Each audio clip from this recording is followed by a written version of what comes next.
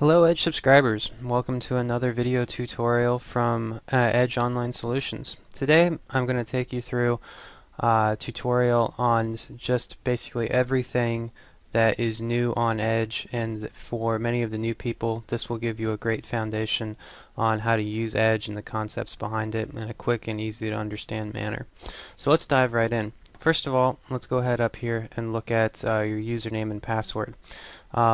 If at any time you need help with remembering that or retrieving it or anything like that, just go ahead and click this Email Edge Subscriber Services button right there. That gets sent directly to me, and the more detailed that you can be about whatever your problem is, the faster that I can respond to it. So just if you ever need help, just go ahead and click on that. This is really important right here for security's sake. If you ever forget your password, just click on the Forgot Password button, because I don't have access to that for your security, because you're putting in a lot of names and addresses and contact information for real people, and we at Edge really take that sort of security very seriously. So let's go ahead and log in. First thing that we're greeted with is the welcome screen. The welcome screen consists of basically everything that you want to do right up front, which is the dashboard, appointments, to-dos. You can see, like, clicking on appointments, clicking on to-dos, clicking on notes, clicking on calls. All of these will come up and it'll be a summary of everything that you need to do right away. This is a test bed system that I have, so like I don't show anything, but they would be like this appointment right here, and you'd be able to click on that and it would take you directly to that contact tab or the contact notes section, and you'd be able to edit your person. So for instance, we have Michael right here, and I would be able to go to my appointments and edit anything else that I wanted to do right there. But if we go back to the welcome screen, from here, what I usually do when I first log into Edge is I'll click my dashboard and I'll go there. Now the dashboard is it's a first in last out type of scenario, which means that whatever is the first to come in is the last to go out. So it's done by date. So for instance, you can see here 404, 403, 322, 322, 319. So it just keeps going down, and you can see the person that's the contact info. That's the person that actually looked at the video.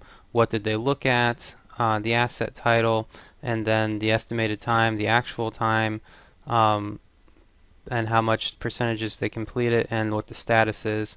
And then right here at the playhead. Playhead's really important because that tells you if the playhead is at a certain time period, like that is, it's fast forwarded to right here from to 13 minutes 38 seconds, but they've only completed less than a minute of actual time, and they've only completed 6% of the video, you know that they're moving the playhead throughout the video. And this can tell you, that's not necessarily bad, it can tell you a lot of things about the video, but that's just part of the really powerful analytics that Edge offers you.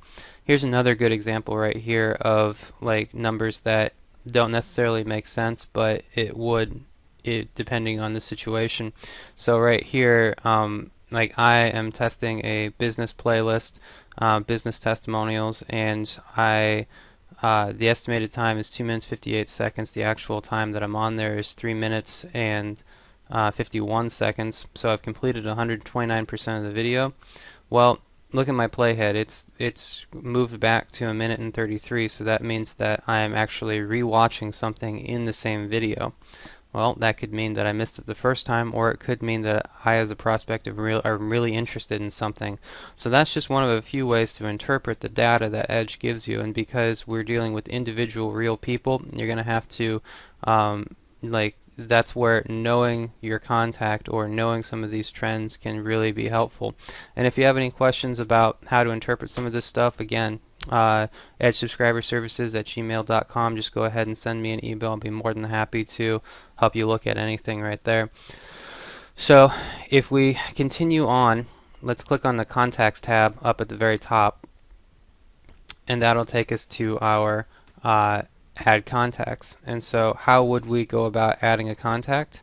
Well, we just click on the Add Contacts button all the way to the right, and we'll click on that, and all we have to do is type in the first, last name, email, and a few other things. So let's say Bob Test, and we have contacted him. Oops, contacted him.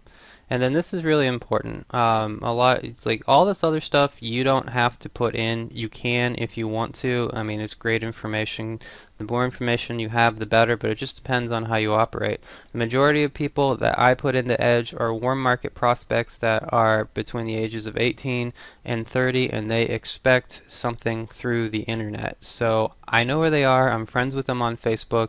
But if you are doing cold market calling, or cold market advertising, or maybe you don't really know this person, like you just got their business card at a Starbucks or something like that, the more information that you put in here means that it's the less information you have to look for later. So, but the one thing that I would say that everybody must do, in addition to first, last name, and then email address, is the time zone right here. If you do not put their respective time zone in here, then you will get errors in when they will actually, when the time they are watching the video will be reported. And that's because Edge does a calculation from Greenwich Mean Time, so that means that that's basically, hour zero, if you will, for the world clock, and that's somewhere in England. So if you don't live in England, or your prospect doesn't live in England, you really need to put a time zone in there, or else they'll be watching videos at like 4 a.m. in the morning all the time, even though they live in the Eastern time zone, and they're actually watching it at 5 o'clock in the afternoon or whatever. So make sure you do that. And then we put an email in right here, and it just has to go in simple address format, email at email address.com. That's it. And you can see that the required fields, as soon as you supply all of the fields with the required information, like the red squiggly lines, will go away. And then we'll just hit save. And then it says, I confirm this person, that this person and I know each other. That's just general terms of agreement that you're just not spamming everybody to death. So whether you have purchased leads or something like that, just click yes. It'll be fine. And then this person is in the system. Like we can fill in the rest of this information right here, or if we continue on and we actually get to know them, they move into like a prospect or an associate, or somebody that you're trying to keep track of or keep notes on, you can click on the additional information, which I don't know if you saw. Let me do that again. So we have contact information right here, and you can click the plus, and that brings up everything that we just entered, and that's the default view. And then you can come down here to additional information line and click the plus right here, and that moves into all of this extra information that you can put in there, marital status, appointments, primary concerns, all of this stuff. I mean, you can be as detailed as you want to do, as you want to be on this. And then as we come down here, this is some of the other summary information that you will get per each prospect. So if we saw the main dashboard, remember that right here. Let me just click on that. This is all of your recent activity, and you can actually go back in history as far as you want. But let's say that we just wanted to look at one person. Let's say that we just wanted to know what Bob Test has been doing.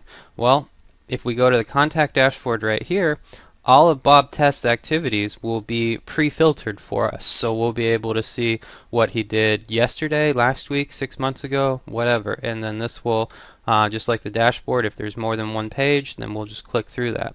We can see all of the activities that he's done. We can set appointments for him. We can have a to-do list for him. Calls, like when we said we're going to call him. Any generalized notes, and then the stuff that we sent him from Telefriend. So that's really important, because you can send a prospect something and they may not watch it. So we have what we sent him in Telefriend right here versus what he actually did right here. So that's very powerful information that Edge can keep track of for you. So that being said,